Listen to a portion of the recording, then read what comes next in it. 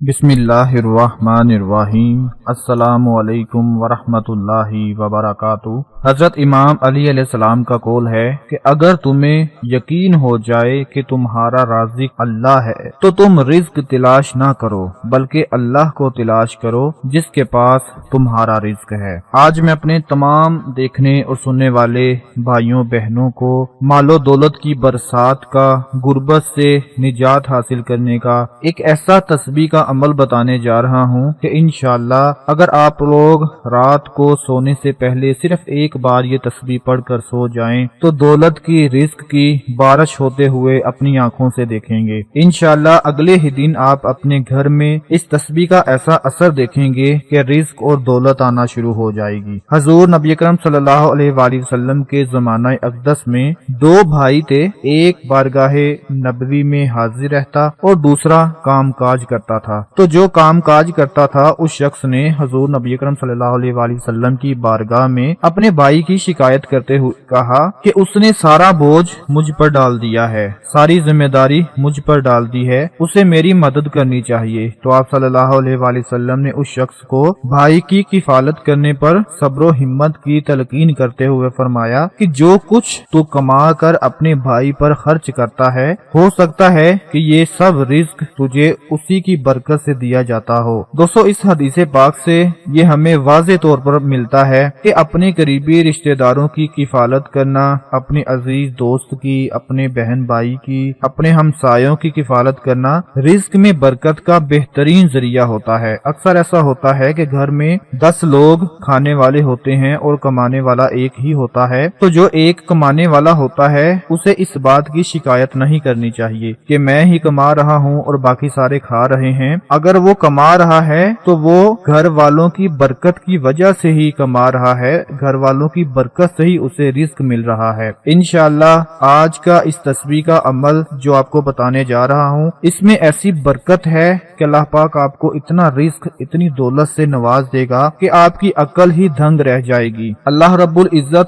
आप पर दौलत की ऐसी बारिश बरसाएगा कि सारी जिंदगी आप बैठ कर खाएंगे, कभी आपके घर में परेशानी नहीं आएगी, बेबरकती नहीं आएगी, घर में बेरोजगारी नहीं आएगी, क्योंकि वही मेरा मालिक, वही मेरा परवरदिगार सारे जहानों को पालने वाला है, सबको वही रिस्क देता है। दुनिया में जितने भी अमीर से अमीर तरीन लोग हैं वो खुद कुछ भी नहीं कर सकते, उनके पास अपना कुछ भी नहीं है, जो कुछ भी है वो अल्लाह का ही दिया हुआ है। अपनी जिंदगी में जिस अमीर आदमी को आप देख लें, जिस दौलतमंद को देख लें, तो हमेशा इस बात को याद रखें कि अगर अल्लाह उसको इतनी दौलत से नवाज सकता है तो मुझे भी नवाज सकता है। उसके लिए आपका अल्लाह की जात पर पूरा यकीन होना चाहिए। जो तस्बीह का अमल आपको बताने जा रहा हूँ, ये तस्बीह पढ़ने के साथ आपने कुछ ना कुछ सदका खैरात लाजमी कर देना है, क्योंकि सदका एक ऐसी चीज है जो बहुत सारी बलाओं को टाल देता है, बहुत सी नहुस्तों को खत्म कर देता है, बहुत सी रुकावटों को दूर कर देता है। तो जो मैं तस्बीह आज आपको बताने जा रहा हूँ वो आपने रात को सोने से पहले सिर्फ एक बार पढ़ लेनी है और अल्लाह की जात पर पूरा यकीन रखना है। तस्बीह पढ़कर अल्लाह से दुआ मांगकर फिर सोना है। वो तस्बीह क्या है? बिस्मिल्लाहिर्रहमानिर्रहीम। या रज़्ज़ाकु